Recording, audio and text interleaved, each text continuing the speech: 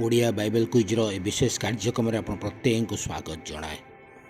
ବର୍ତ୍ତମାନ ସମୟରେ ଆମମାନେ ପ୍ରଶ୍ନ ଉତ୍ତର ମାଧ୍ୟମରେ ଗଣନା ପୁସ୍ତକ ଧ୍ୟାନ କରୁଅଛୁ। ବିଗତ ଦିନରେ ଆମେ ଆଦି ପୁସ୍ତକ, ଯାତ୍ରା ପୁସ୍ତକ, ଲେବୀ ପୁସ୍ତକକୁ ସମାପ୍ତ କରିଛୁ। ଆପଣମାନେ ଅଂଶ ହେଇଥିବାରୁ ଧନ୍ୟବାଦ ଜଣାଏ। ପ୍ରଶ୍ନ ସହିତ ଆମମାନେ ଉତ୍ତର ମଧ୍ୟ ଆପଣମାନଙ୍କୁ ଜଣାଉଅଛୁ। ଭିଡ଼ିଓର ଶେଷ ପର୍ଯ୍ୟନ୍ତ ନିଶ୍ଚିନ୍ତ ଭାବରେ ଆପଣ ଦେଖନ୍ତୁ।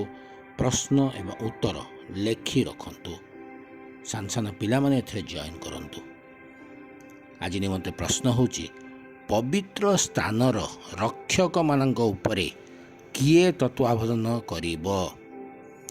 ପବିତ୍ର ସ୍ଥାନର ରକ୍ଷକମାନଙ୍କ ଉପରେ କିଏ ତତ୍ତ୍ୱାବଧାନ କରିବ? ଆପଣ ଯଦି ଉତ୍ତରଟି ଜାଣିଛନ୍ତି ଆମମାନଙ୍କୁ କମେଣ୍ଟ ବକ୍ସରେ ଜଣାନ୍ତୁ।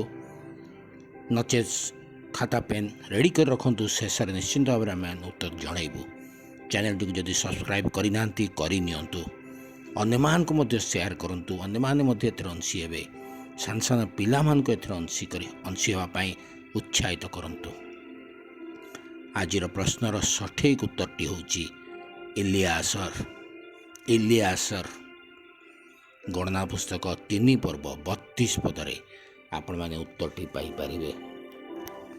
ନିଶ୍ଚିନ୍ତ ଭାବରେ ଆପଣ ଲେଖି ରଖନ୍ତୁ ଏବଂ ଆସନ୍ତା ଦିନମାନଙ୍କ ପାଇଁ ଅପେକ୍ଷା କରନ୍ତୁ। ଆଉ ପରବର୍ତ୍ତୀ ସମୟରେ ପରବର୍ତ୍ତୀ ପ୍ରଶ୍ନ ଉତ୍ତର ମଧ୍ୟ ଆପଣମାନେ ପାଇଯିବେ। ଧନ୍ୟବାଦ।